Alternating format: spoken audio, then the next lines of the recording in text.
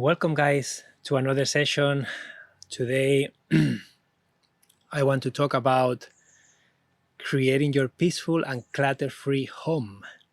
And this is a Q&A where my goal is to be in service to all of you regarding decluttering, organizing, creating a home, creating an environment that supports you, that supports the lifestyle that you want, that makes you feel well, and looking at maybe some of the reasons why you are having challenges in some of the areas, maybe some areas of your home. And then I want to say that I do have a course called Creating Your Peaceful and Clutter-Free Home available that you can do. And I'm putting a card here. And if you're listening to the recording, there will be a link below.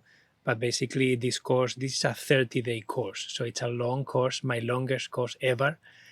But I really wanted to create something that had some general information, but then a specific session for each space in your home. So there is a session for your garage, there is a session for your attic, for the basement, for the kitchen, for parents with toddlers, how to manage the toys, how to manage the clothes, how to manage all of these things. So today, I know we don't have time to cover everything, but I just want you to be aware that there is this course. I also have a video course with my partner that is called How to Declutter and Organize Any Space. It's shorter, but it's visual. Excuse me. So that's something that is available to you too. And I also have quite a few sessions that I have done on this topic available on Insight Timer, and also some of them are on my podcast. Okay, the podcast is called Your Thriving Lifestyle. So there is a lot of possibilities for you to keep exploring this. But today I want to be here to answer questions, to be of service, to read your celebrations, if you have any celebrations around this topic, things that work for you. And as always, we are going to co-create this. Some ideas of how to move forward from here could be, I can give you a run through of all the sessions from the course, the titles, and what I cover, and that may give us some ideas, or maybe something resonates with you that you want to explore more or ask a question. So that can be one idea. Another idea could be, if you guys have specific questions, we can just dive into that too. So feel free to share what you think is best. Look, I don't know if you can see, but this is Barkley. Hey, Barkley, how are you, buddy? Look, say hi. This is the dog that I'm sitting today. For until the 26th. I'm doing a house sit and taking care of him. Yeah, you are welcome, Becca. Thank you, Mika, for your donation. Amazing. Thank you, Mika, thank you for all your offerings. You are most welcome. He's 8 years old, I believe. Yeah, he's a sweetie pie, the dog. So how does it feel good for you guys? You wanna ask questions? You want me to give you a run through of the topics that I cover in the course, and then we can take it from there? What feels good for you? A run through? Okay, perfect. So let me give you a run through. So I have my phone here with all the days. So I'm just gonna read the titles of the sessions, okay? And then I want you to, if you want, close your eyes if you can, take a couple of deep breaths, okay? And just let each title, each of these topics, let them land, okay?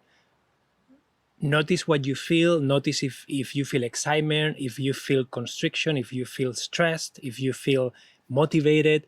Just notice what's happening in you as I read these comments, because that will be a really good indication of things that we can explore, things that may be alive in you right now, things that you may be experiencing, things that you may be curious about and excited about and motivated about to learn more. Okay, so that's the invitation. So I'm going to start from day one. Okay, so the first day is just 15 minutes. Every session is around 15 to 20 minutes top, so they are really short, sometimes 10 minutes. So the first one is understanding your clutter. Okay, sorry about the barking, can't control that. So understanding your clutter. Okay, so developing a connection with the physical clutter or the emotional clutter that you may have in your life. That's the first one. The second one is embracing your current situation.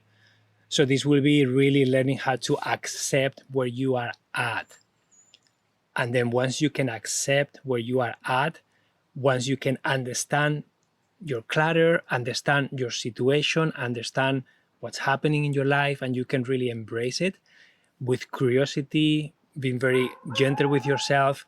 Once you can do those things, it's going to be easier for you to move forward. It's going to be easier for all of us to move forward when we can accept what is now. Okay? So that's the second day, embracing your current life situation.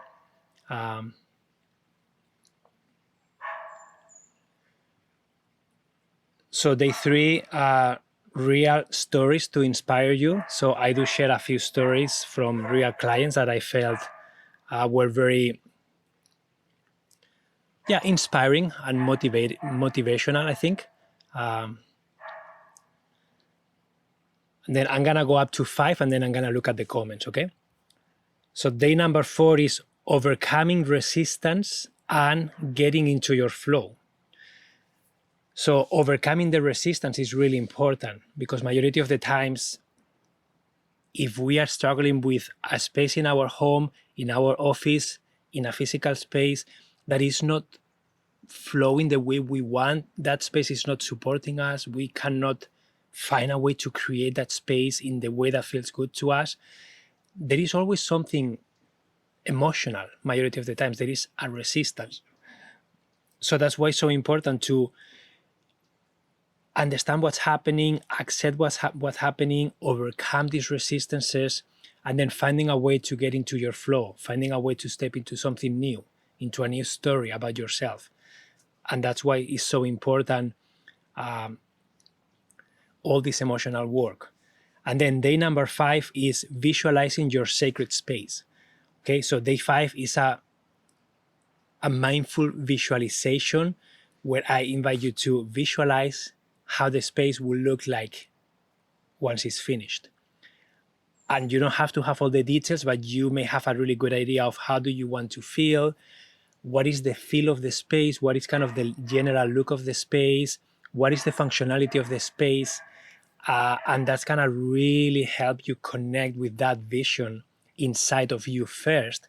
And then from that place of understanding and seeing that vision in your head, and feeling it, you're gonna have a really easier time getting to work with the physical aspect of that project, getting to declutter, making the decisions, and finding ways to move through that process that can be very draining sometimes and very overwhelming. Okay? So I'm gonna have a peek at the comments, okay? Mika says, I keep getting motivated to start after listening to these talks and then overwhelmed and stop the process. I've been like that for years.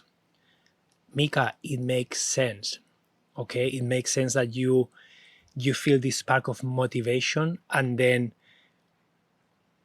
when you get started, there is something there that stops you. And then you have been repeating this for years.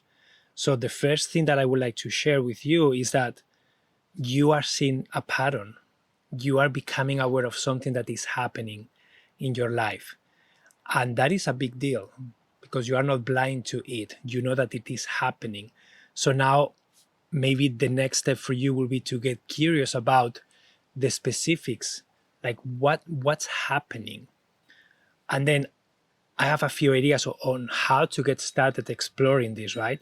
You can go down the road of what are you trying to change? What are you trying to organize or declutter? Are you making that project small enough for you not to be overwhelmed? Do you understand what you are trying to do? Have you picked a space that is not very emotionally charging for you? So that will be one area that maybe it's interesting for you to explore. But we can dive more into that if you want. But thank you for sharing. Alicia says, "Hi, Emilio. Hope you're okay. Sending love." Thank you so much, Alicia. I'm good. Yeah, so that was up to day 5. Okay. And as you can see, there is a theme here. And this is really, really important because I have not talked about decluttering yet. I have not talked about the getting the job done yet. And why do you guys think that I am spending so much time prior to actually doing the work and telling you how to do it, the steps? Why do you think I'm spending so much time in this?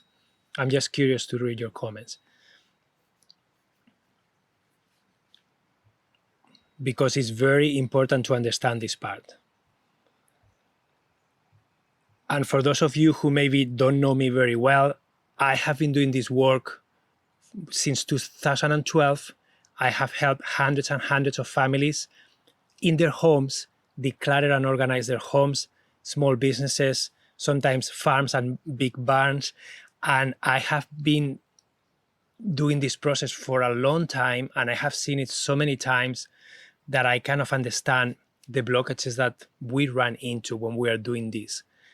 That's why I feel so inspired to talk about this, to share this. And Becca says we need to know what it is about our emotional state that's caused the clutter. Yeah, Becca, yeah, emotional state, very important, right? Mika says, I often wonder if I need to hire someone to get started, someone like you. So Mika, why not? If you can, that would be amazing, right? I don't know where you are located, but there are so many organizations of professional organizers around the world, in the US, in Canada, in Europe, in Australia. So sometimes you can have them come to your home physically. Sometimes virtual works really well, especially for this emotional aspect. You don't need to be, I don't need to be in someone's home to help them with this emotional aspect, okay? With the physical aspect, of course, it's really helpful to have an extra set of hands in your home doing the work. And that's what my partner and I have been doing before going traveling, right? We will go to someone's home, and in a matter of 3, that was the minimum session, 3 hours, up to 8 hours sometimes, we will transform a space with the client, and they will be amazed. Sometimes it was a 2-day project, sometimes it was a few sessions every a few weeks. But yeah, hiring someone sometimes can help you get unstuck for sure. But yeah, it's very important to really connect with the emotional state that we are in, with that emotional resistance that we may be feeling, and also with the emotional state that we want to step into. That's why I offer you a visualization on day 5, because once you have identified how you feel, limiting beliefs, stories that you are telling yourself, overwhelm, procrastination, perfectionism, not being able to communicate with your partner, with your family, with the people involved.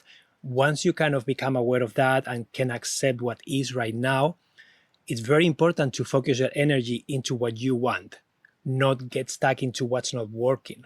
That's why the visualization is the first step to help you change the focus, change your energy, change your motivation towards focusing on what you want. Because if not, you are gonna get more of what you don't want, right? Where attention goes, energy flows, right? The law of attraction states that what you are feeling is going to attract more of that. That's why it's so important to try to find a way to step into how you want to feel now, regardless of how things look like, and really believe that a different story is possible, a different outcome is possible, a different environment is possible. But it all starts inside of you. That's why it's so important to focus on this at the beginning. Okay. So Ella says, overwhelm is my biggest hurdle. Economics is the second. Also the interconnectedness of all the clutter. Amazing, Ella. Thank you for sharing. And we can maybe talk a little bit after about overwhelm if you guys want. Actually, I'm going to ask you right away. You guys want me to keep going with the rundown, or you want me to expand into the overwhelm and not being able to keep going, finding that motivation spark, and then finding the overwhelm and then getting stuck and not being able to keep going? What is more important for you right now, guys? Where should we go? Expand, overwhelm, please. Okay, so let's expand about the overwhelm, and then anyone who feels inspired to chip in the chat or to share something that is important, feel free to do that. But yeah, that's the hardest part, Marjorie, absolutely. So after moving 4 times in 4 years, I felt exhausted before even started to pack them, having to unpack again the 4th time. So I hired a lady to help me. It helped so much. Yeah, thank you, Angie, for sharing what worked for you. And moving is a huge job. Like, it's always way more than we expect. Even if you live in 1 bedroom, it's still a lot of work to move everything, right? So yeah, hiring help for moving and unpacking is very, very helpful. But let's go back to the overwhelm, okay? And then for those of you that share about that, can you share what are you trying to do? Can you be specific so that we can explore more about why you may be feeling overwhelmed? And while you do that, last Tuesday in the last session, we talked about executive functioning skills.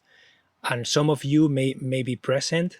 Some of you, maybe you didn't come to that session, but basically I want you to get the seat in your head of executive functioning skills.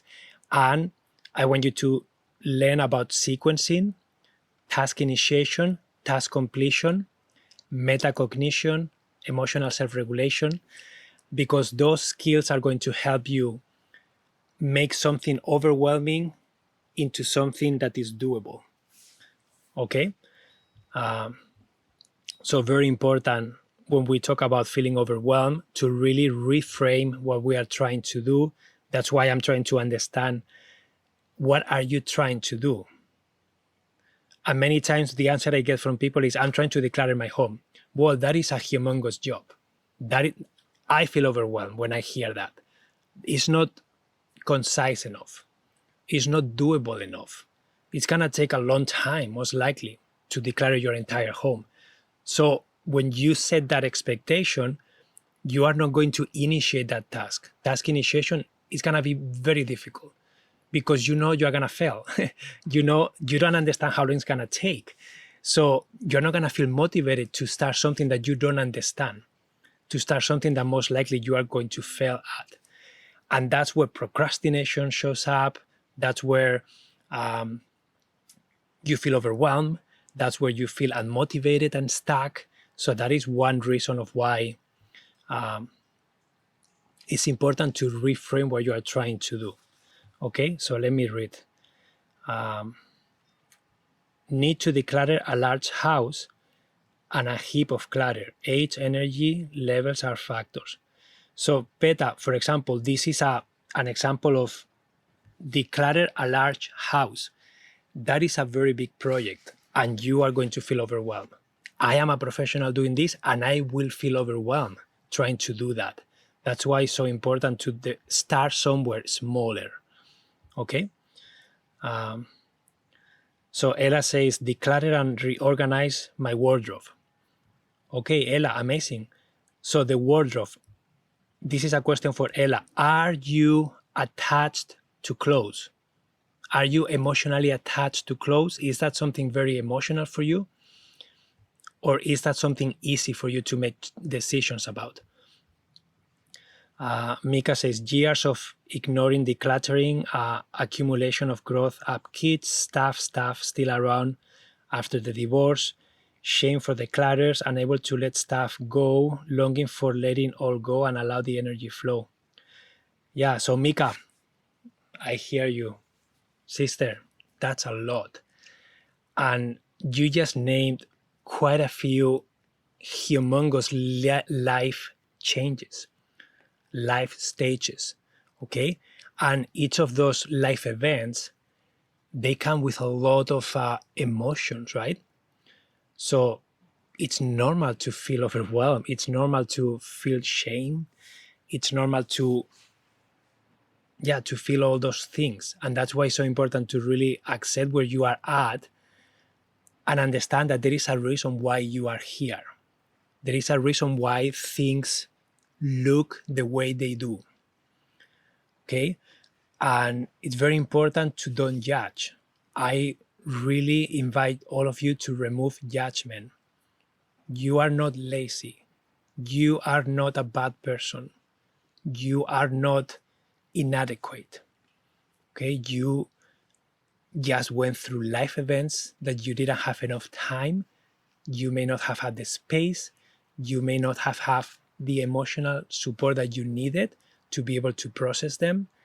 And you are stuck first emotionally, and then all the outside is a reflection of what's happening inside of you. Okay? So that's why it's so important to, in this case, that is a very big project. There are so many components to it. There are so many layers to it that you need to start somewhere. You have to start somewhere. And hopefully somewhere small, hopefully somewhere that you are not feeling a lot of emotional attachment to, so that you can get started. And I can share more about the method in a little bit, okay? Because there are specific steps that are really important to follow. And I have tried to follow a different order. And I can tell you that after doing sessions with different people for over 350 times, plus all the online stuff that I have done, I can tell you that the difference between getting accomplishment or not getting something accomplished is in how you do it. And there is a method that if you follow it, it's going to be more efficient and it's going to allow you to actually get it done. Okay, so let me see what else you guys are saying. So it's overwhelming watching the news on TV, even though I know it's bad. Yeah, stop watching news, guys.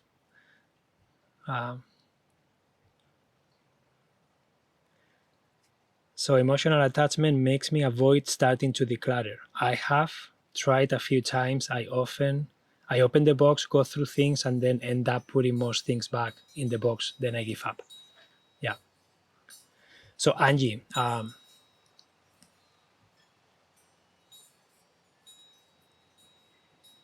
and this is for all of you, right?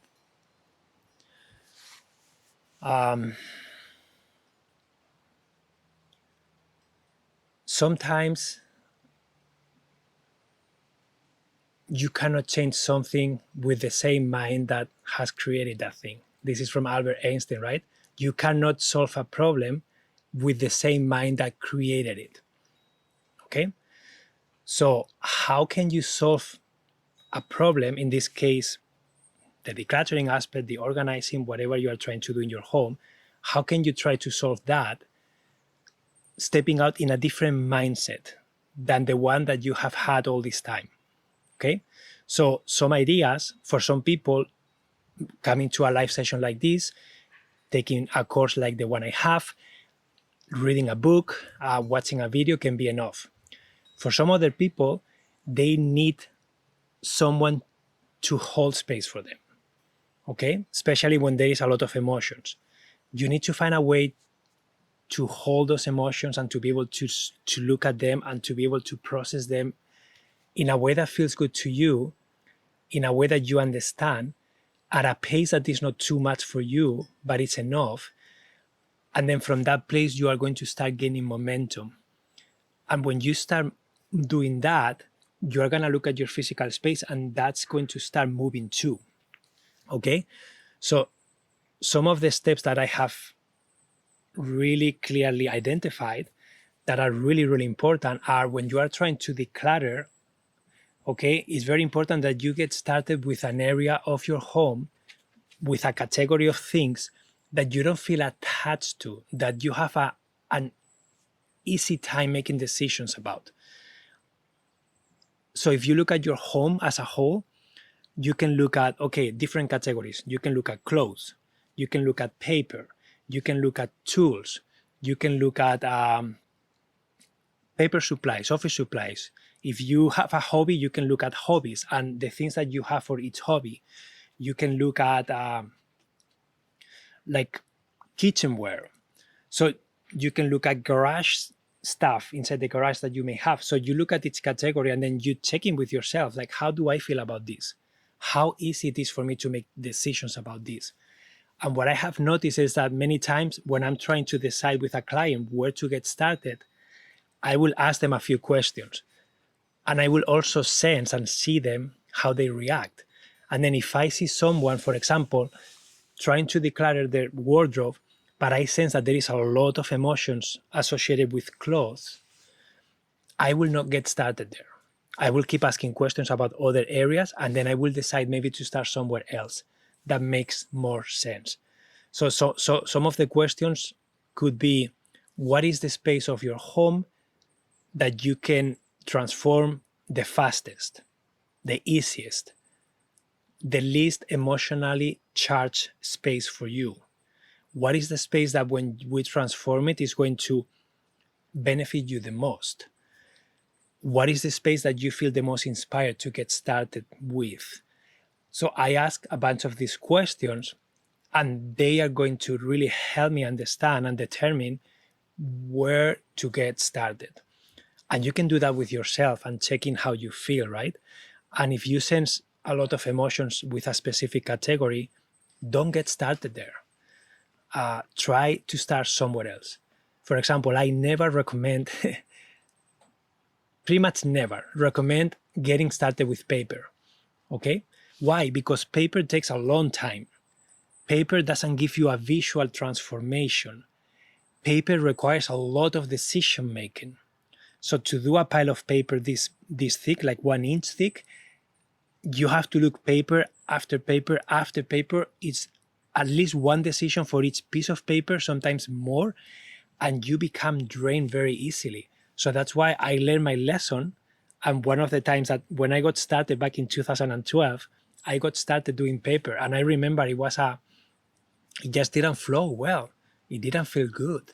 We did get some stuff done, but I worked with the same client for a few sessions. And then we together learned that, oh, if we were to get started again, I will not have started with paper. So that is one example. Try to get started doing something that you can start and finish easily. Try to start with a category. Try to start with a specific room. And then try to start and finish that. And then I just can't tell you how many times we have helped a client transform one space, and then us receiving emails and text messages from them saying something like, wow, every time I feel overwhelmed, I just go to that room that we did, I close the door, oh, and I just feel so much better. So many of them, because people can feel the difference emotionally when a space is changed. That's why I really want you to get a visual transformation as fast as possible, so that you can experience that, and that will initiate the motivation, initiate the momentum, start shifting the energy. Okay? So let me read some of your comments.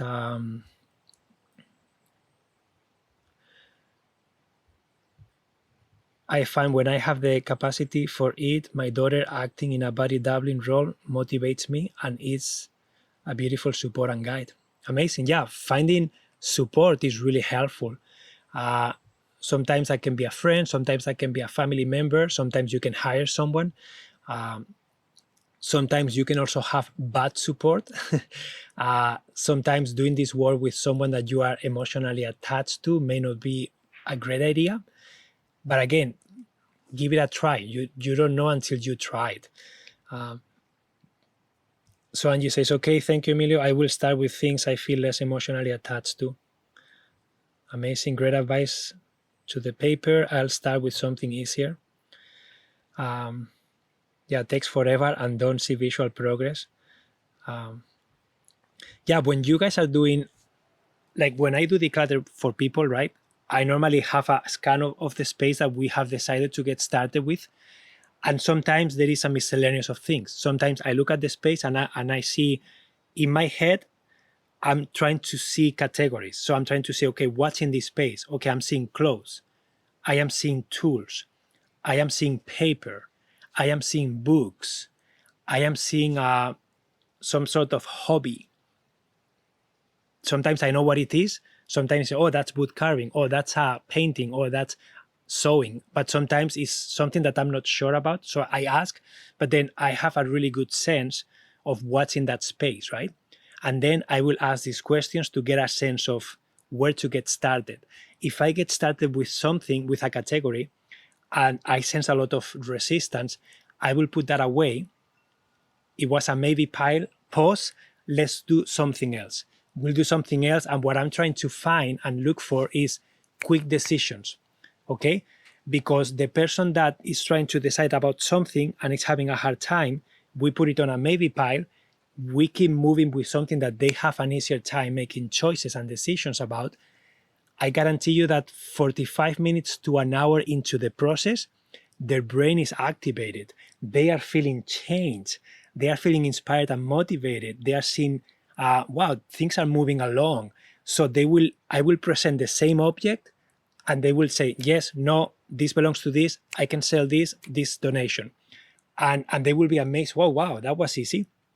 So we are trying to get going with the easiest path so that then you can look at the more challenging categories and then you can make choices about those.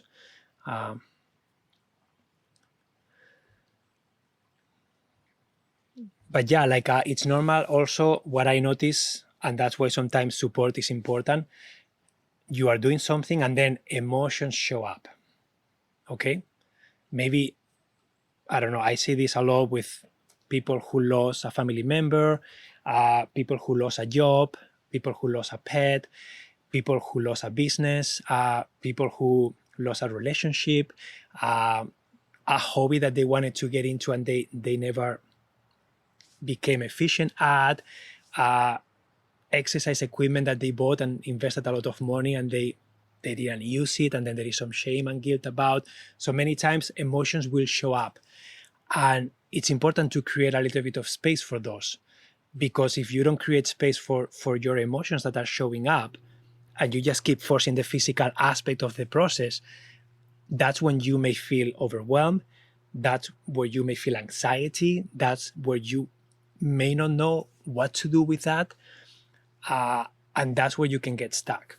That's why a big part of what I do and what I have witnessed is I hold space, sacred space, non-judgmental environment, be a mirror for what the person is sharing with me, use their vision to reflect it back and then really question them from their point of view. Like, okay, you told me this was important for you. This is how you want to feel.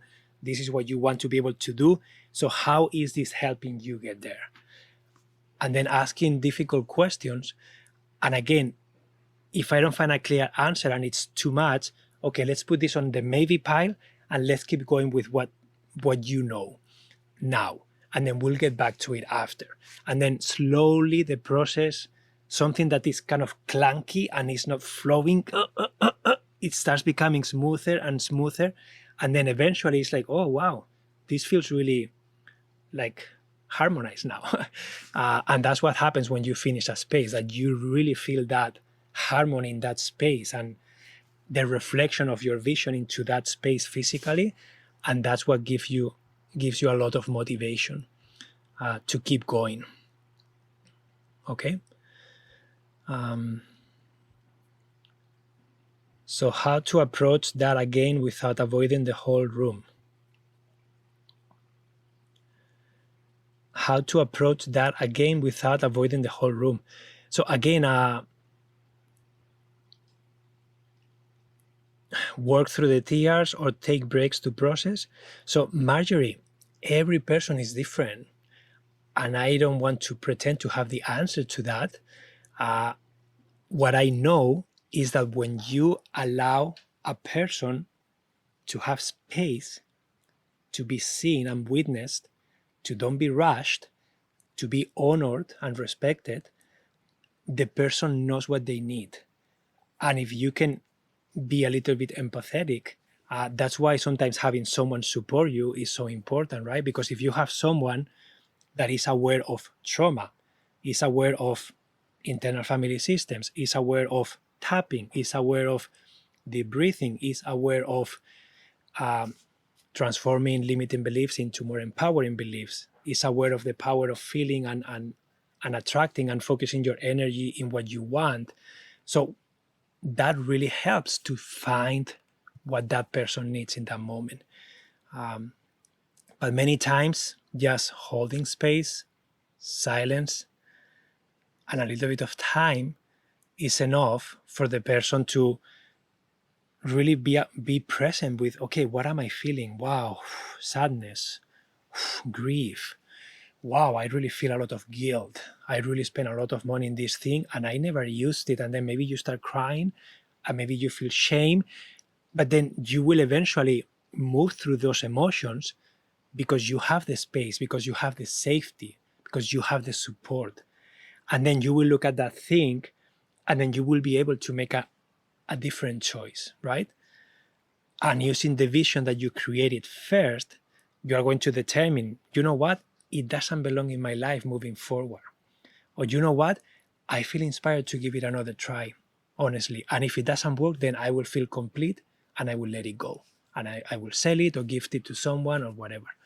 So that's how it can look like, but it's going to be different for each of you. So yeah, work through whatever is happening through you. Don't judge, don't avoid, just try to be present with it. Okay?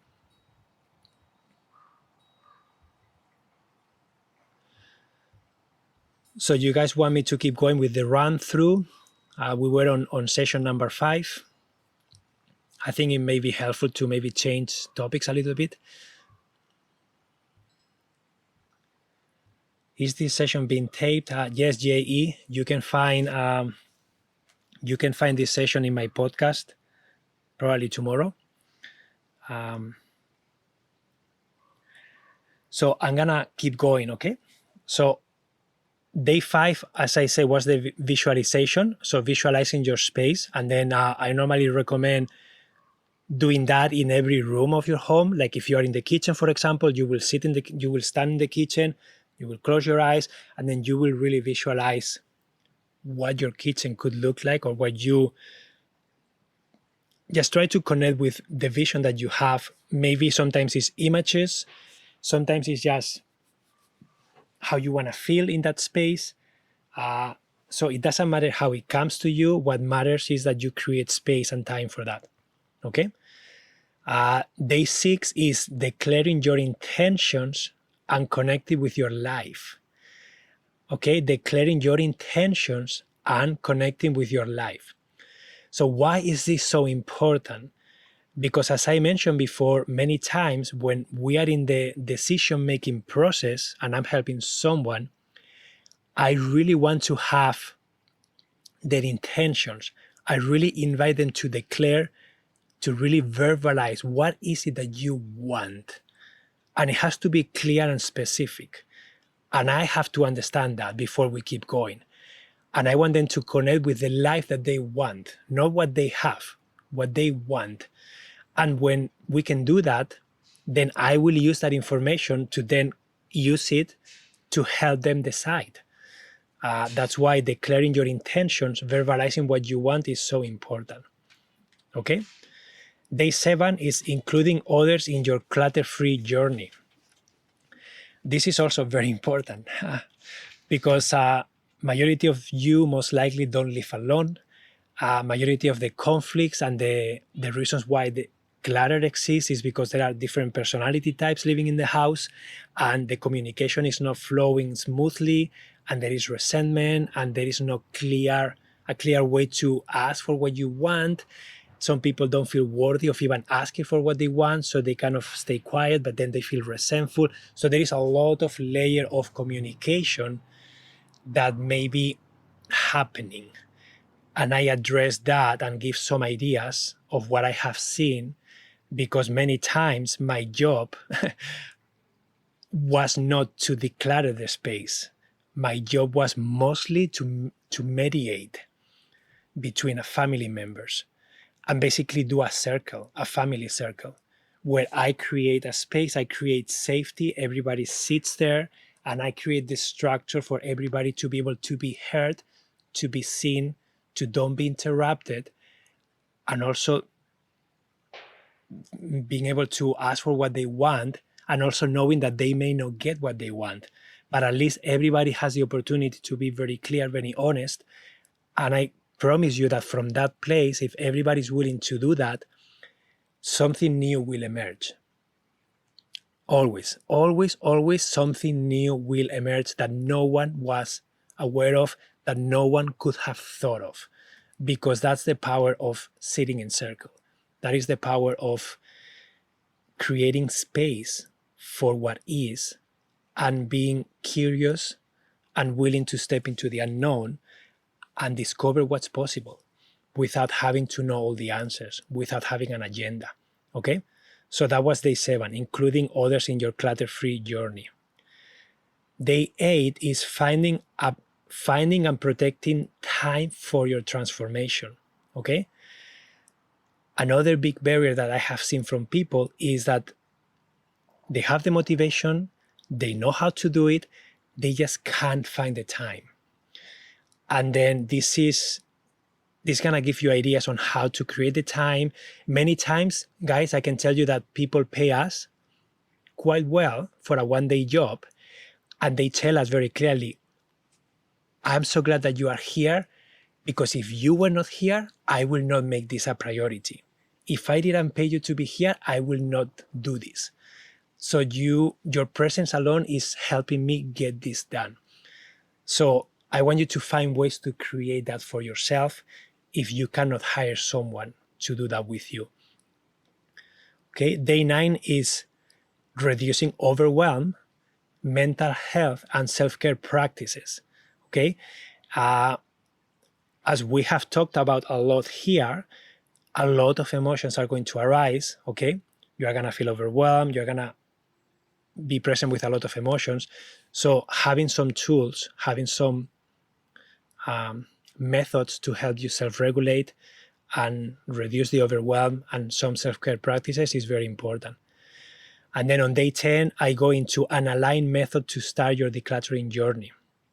Okay, so I share the method that I have crafted with my partner over the last 12 years, the specific steps that I follow, the reason why I follow them. And then on day 11, I invite you to discover different methods of organization. So I dive into the Marie Kondo method, Julie Morgenstern method. So all the main methods that you may find online, I really dissect them, I really talk about them, and I really share my perspective and what I think of them. Because sometimes you may feel inspired to do things from a different approach, and that's okay. So that's why I want you to be aware of that. Then day 12 is emotional items, mementos, and inheritances. So this is a very big session for those of you who receive stuff from family members that pass away. And then there is a lot of emotional attachment to those things. It's very difficult to make choices about that. So I share some ideas of real things that I have seen in families that went through this, what worked, what didn't work, strategies that you can follow. Then day 13 is giving your unwanted items a new life. Okay. So this is also very important, because when you are decluttering, majority of the times people have a lot of things that they no longer need. So what do you do with them? And being prepared for that and having all the avenues possible to explore is very important for you to feel confident, okay? And again, all these sessions are between 10 and 18 minutes, okay? So they are not really long sessions, but they really spark a lot in you. Then on day 14, I talk about giving and receiving gifts. Day 15, I talk about beautifying and cleansing your space. And then from there, I go into every specific space of the house, okay? So what length of time would you recommend to allow for a decluttering session? Carol, very good question. And this depends from person to person, okay? And depends on how much focus you have, how much time you realistically can do here, and how much attention you can put into something. Some people are really good at staying focused and maintaining the attention in a specific project for hours. Some people are less. But when we were doing sessions in person's homes, normally we found that less than 3 hours wasn't enough, okay? And more than 6 hours, it was too much for majority of the people. Sometimes we did 8 hours, but there was not many people could handle 8 hours of work, with a lunch break, of course. But I will say that 3 hours minimum, 8 hours maximum, that would be the ideal. But of course, that was me, my partner Samantha, and the client. And the client normally, the client wasn't doing the work, so it was just me and Samantha doing the work. So if you are alone, you need to find the sweet spot for you, okay? It depends what you are trying to transform. It depends on the volume of things that you have.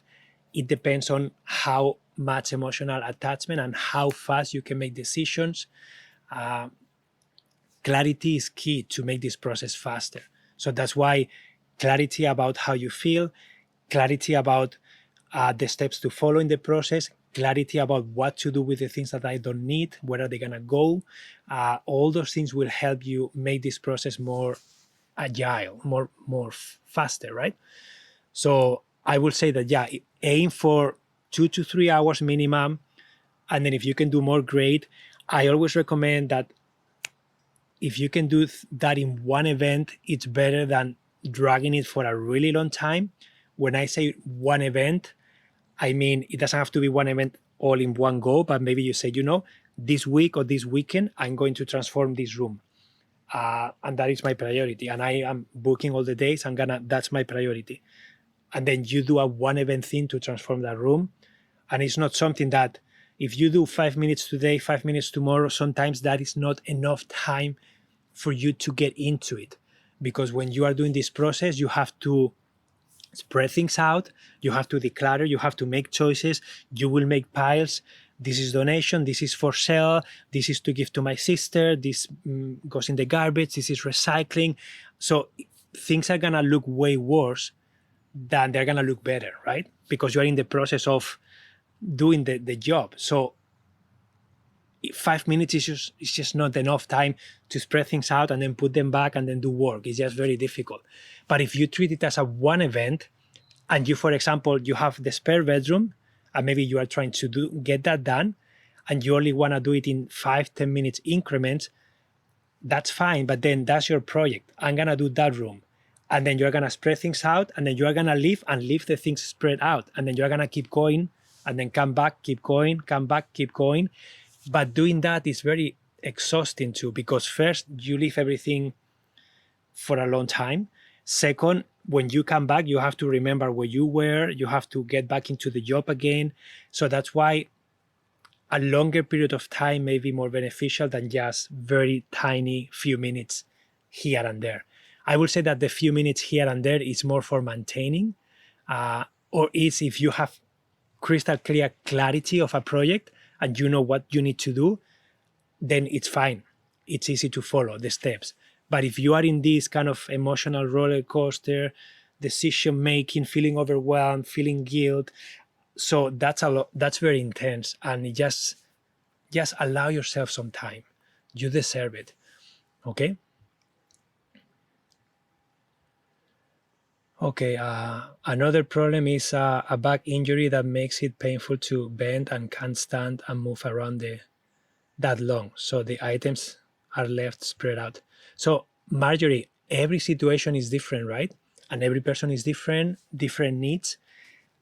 It's just expectations, right? If you know that you have a bad back, if you still want to do the work yourself and you don't want anyone else to help you, and you are choosing that consciously, then honor yourself. If you can do 5 minutes, 10 minutes, 1 hour, and then you have to lay down or you have to rest, honor yourself, but then set that expectation. Like, don't have the expectation that you're going to do it in 3 hours and then get there and then deny your back pain and then be grumpy and then feel that you are failing. And you know what I mean? Just be honest and be, this is what I'm doing. This is how I am doing it. And it's a conscious decision. And in the process, I honor myself. I honor my body. I honor my ability and I respect it. And it's going to take longer for me, but it doesn't matter. At the end of the process, everything will get done if you are consistent enough. It can happen faster. It can happen slower, but yeah.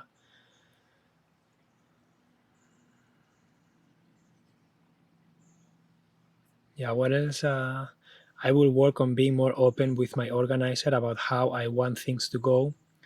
Thanks for helping me to recognize that. Yeah, and something that is also very important when I was helping people, and I don't know if every organizer is the same, okay? But I talk about what we used to do.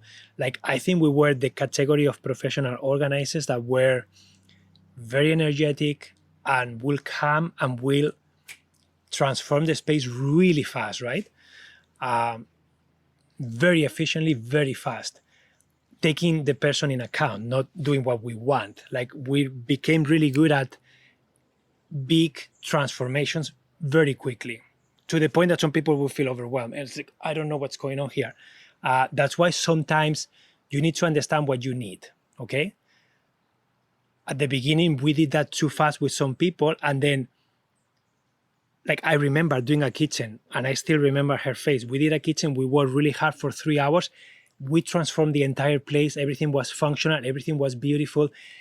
And then she was feeling anxiety and feeling overwhelmed. And then we sat down, we had a circle, and then we asked, so what's happening? And you know what was happening for her? That having an organized space reminded her of her father.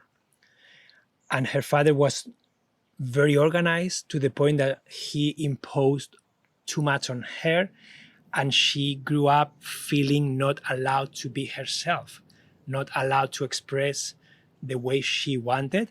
And also she recognized that being disorganized was a great way to trigger her father. So all these things unconsciously, of course, we discover them through doing tapping, doing emotional processing, like sitting in circle. Like that session, I remember we spent, from a 6-hour session, I think we spent 3.5 hours. We didn't do any physical work. We were just sitting. And we were like, yeah, I don't know. I did a lot of stuff with her, and I remember it was pretty intense, but it did work. So I realized, wow, like, you are not really, actually, your nervous system is not ready to still receive this so fast.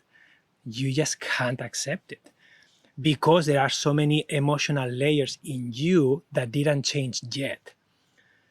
So consciously, she wanted to change, and she wanted to declutter and organize her home and create a better environment for her family. Unconsciously, she was not ready for that yet. She didn't process enough. She wasn't ready. So that is one example of how important it is to recognize what you need, the pace that works for you. And sometimes also understanding that a different approach can be helpful if what you are doing is not working. Many times I go into someone's home, they're paying us money to be there. They have clearly tried many times and it didn't work. They could not create what they needed. And then they were trying to monopolize the session. They were trying to tell us what to do, how to do it. And then we had to stop and say, use the word or energy, use be very honest and very clear and say, why are we here? Why are you paying us to be here? And then what you are doing, is it working? Are you receiving what you need from what you are doing? So why are we going to do the same thing that you have been doing? And then we have to smoothly but clearly show them a different way that still includes them, but that will give them the result that they want. Because I could see like we can make that happen, but we are not going to make it happen in 3 or 4 hours following your steps. It's just not going to happen. And I know that.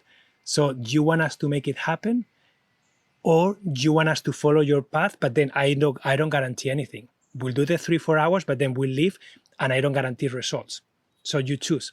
And then many times people will say, okay, let's do it your way. And then at the end, we were able to do it because I could see it, because I have done it before.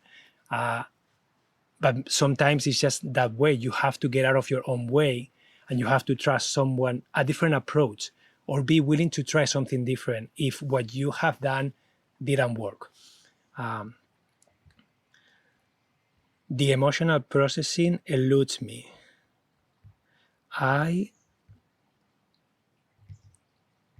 Oh, Catherine, I think your message cut out. Cannot read everything. So you mentioned that the emotional processing eludes me.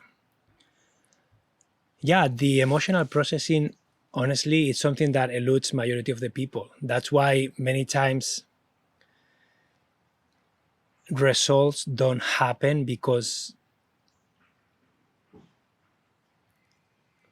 we are not aware that the emotional processing is so necessary and important.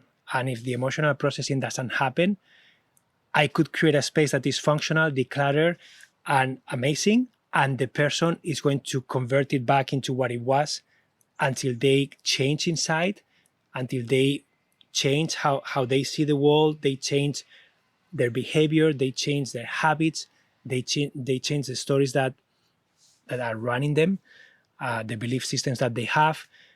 Many times we need to do that emotional work first, so that we can create a different physical environment outside. So yeah, very important. But yeah, so there is a lot to unpack here, and this is just a Q&A. This is just kind of like a little pinch of what's possible, of things that you can do. It's very important for you guys to really use the resources that are available. I have a lot of resources. There is a lot of stuff online too from other people if you resonate differently, but just try to find a way to get started, to find what excites you the most. And if you need support, try to find the support that you need. Like, I'm here, I can support you if you want, but there are many other people too that can support you, like emotionally, can support you by coming to your home and actually helping you. There are associations of professional organizers that you can connect with. And as always, I'm available for a discovery call that you can book on my profile link if you want to chat more and explore ideas. Yeah, I will better dive into those first few sessions of your course. Yeah, of course, this is an ongoing journey. This is an investment in you and your life. And it doesn't matter if it takes you 1 week, 1 month, even 1 year. In the long term, if you can master these skills, it's gonna be amazing how much progress you can make. So guys, how to find my podcast, how to find things, okay? So if you go to Insight Timer, to my profile link, okay, and you click in there, it's gonna take you to a website that is called yourthrivinglifestyle.info. Okay, yourthrivinglifestyle.info. When you click there, you're gonna find this menu. Okay, so in the menu, the first option is to leave me a review. I would love if you can do that. It's just a Google review, and it really helps get my work out and see people just sharing their experience from my courses, from my work, from my coaching, from these sessions. So that's something that you can do. You can book a discovery call. You can read more about my one-on-one coaching. You can donate using PayPal. And then there is a podcast here. It says podcast. And then you have the YouTube. If you are on YouTube, you can listen there too. And then you have access to the courses, the video courses that are not available on Insight Timer. And then the last option is a free how to declutter and organize any space masterclass that Samantha, my partner Samantha, and I created a few years ago. It's in there, it's free, it's a video. You will see me and Samantha a few years back sharing our process and the benefits and getting you excited, hopefully, to get going. So that's how you can find these things. This session is also recorded and it will be available in the podcast. Okay. So I really appreciate today's discussion as it's given me tools, reminders, and inspiration to revisit your courses. And yeah, amazing, Petra. And so happy to have you here. And as always, if this session helped you, you can support me with a donation too.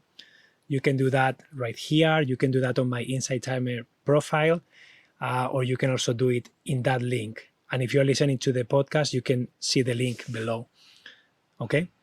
I really hope that you guys can get started or can keep going or can find the ways to declutter and organize your space in the way that best serve you.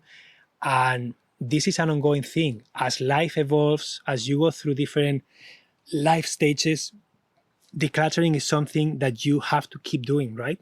Every time you move, every time you change hobbies, every time you change jobs, if you get together with a partner, if you divorce from a partner, if you have kids, if the kids move out, if you retire, like there are so many stages of life that every year I have to declare a few times. Every space in my house, every space in my motorhome, things keep evolving and changing.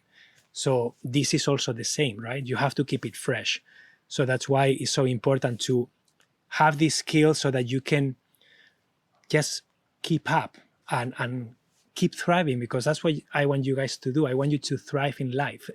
And if you don't feel well in your space, it's very difficult to thrive, because physical space, your home it's a basic human need that we all have. We shelter, right? We need to be somewhere. Even if you live in your car, you still have to manage how you live in your car, where you keep your things. And there is a lot of benefits in mastering this. Also for your mental health, lots of benefits of decluttering and organizing and creating a functional space that represents who you are. And so, yeah, amazing to see you all guys here. Thank you so much for your presence as always. And I hope to see you guys next week. Okay? Have a wonderful rest of your day. Adios.